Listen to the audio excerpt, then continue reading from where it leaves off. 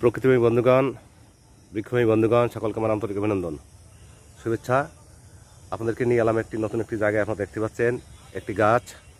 এই গাছের সঙ্গে হয়তো অনেকে পরিচিত আছেন, তারপর আমি পরিচয়টা কিছুটা তুলে ধরছি। এই গাছ একটি মশলা জাতীয় গাছ, অর্থাৎ এটা একটি তেজপাতা গাছ। এই পাতাই হচ্ছে মশলা, অর্থাৎ আমরা যত তরকারি খেয়ে থাকি, মাংস খেয়ে থাকি, অথবা বিভিন্ন ধরনের রান্না, মিষ্টান্ন, ক্ষীর, এরকম আরও অনেক প্রকারের রান্নায়, বিরিয়ানি, সেখানে কিন্তু এই তেজপাতা একটি উৎকৃষ্ট একটি মশলা। এটা ব্যবহার করা হয়, এটা আমরা সকলেই জানি। তো এখানে দেখুন সেই গাছটি একটি আপনাদেরকে একটু দেখানোর চেষ্টা করছি। এই গাছটি অনেক বড় গাছ, আপনারা দেখতে পাচ্ছেন। গাছে দেখুন অনেক পাতা হয়ে ভরে গেছে। তো যে কথাটি বলতে যাচ্ছি আপনাদেরকে, এই তেজপাতা গাছ এটা কিন্তু যে কোনো জায়গায় এটা বানানো সম্ভব। যদি আপনারাও বানাতে চান তাহলে এটা বানানো সম্ভব। এটা কিন্তু কোটাইলপাড়ার পশ্চিম পাড়, পুকুরের পশ্চিম পাড়ে একটি বাগান। এখানে আরও অনেক প্রজাতির গাছ আছে। তো তার মধ্যে এটা একটি গাছ, আপনারা দেখতে পাচ্ছেন। দেখুন কাণ্ডটি আপনাদেরকে একটু দেখানোর চেষ্টা করছি কাছে নিয়ে। কাণ্ডটি বেশ মোটা হয়েছে, তবে কাণ্ড থেকে দেখুন অনেকগুলো ডাল বেরিয়েছে, অর্থাৎ শাখা বেরিয়েছে। 1 2 3 4 5 6টি গোড়ার দিকে। এরপরে শাখা প্রশাখা অনেকগুলো আরও বেরিয়েছে। তো আপনাদেরকে বলবো যে এই ধরনের গাছ যদি আপনারা বানাতে চান তাহলে এটা কিন্তু বানানো সম্ভব।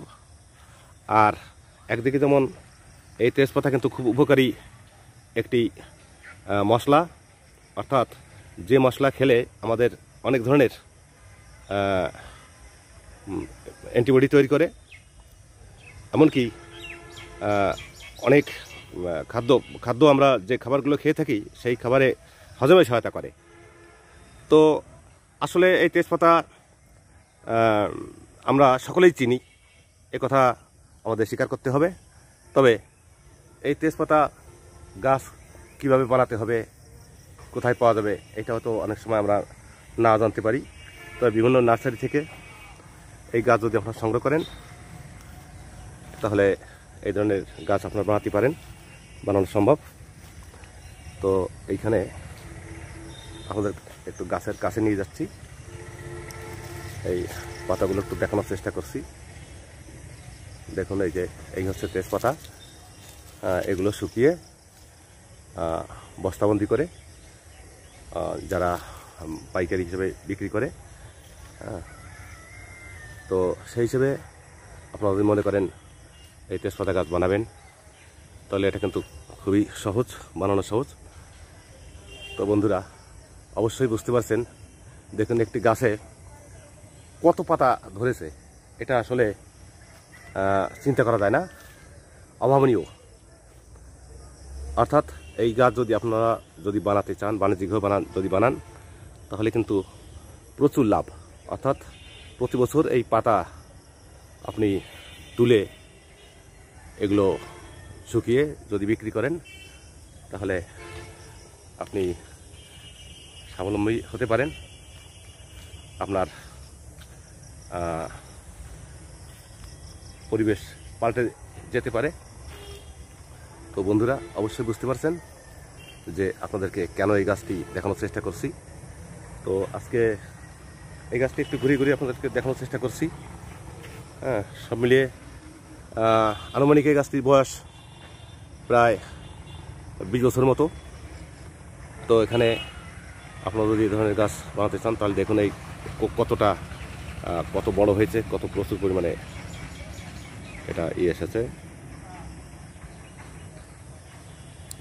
পাতা ধরেছে। তো বন্ধুরা অবশ্যই বুঝতে পারছেন। এতক্ষণ ধৈর্য সহকারে আমার সঙ্গে এই ভিডিওটি দেখার জন্য আমি সকলকে আবার ধন্যবাদ জানাচ্ছি। সবাই ভালো থাকবেন, সুস্থ থাকবেন। দেখা হবে কোনো এক নতুন ভিডিওতে। আর ভিডিওটি যদি আপনাদের ভালো লেগে থাকে তাহলে একটি সাবস্ক্রাইব করতে ভুলবেন না। আর আশেপাশে দেখুন এখানে যে আরও যে বাগানগুলো আছে সেগুলো একটু আপনাদেরকে একটু দেখানোর চেষ্টা করছি।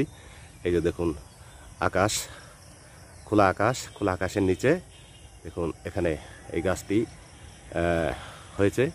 তো আসলে এটা একটি মনোমুগ্ধকর দৃশ্য।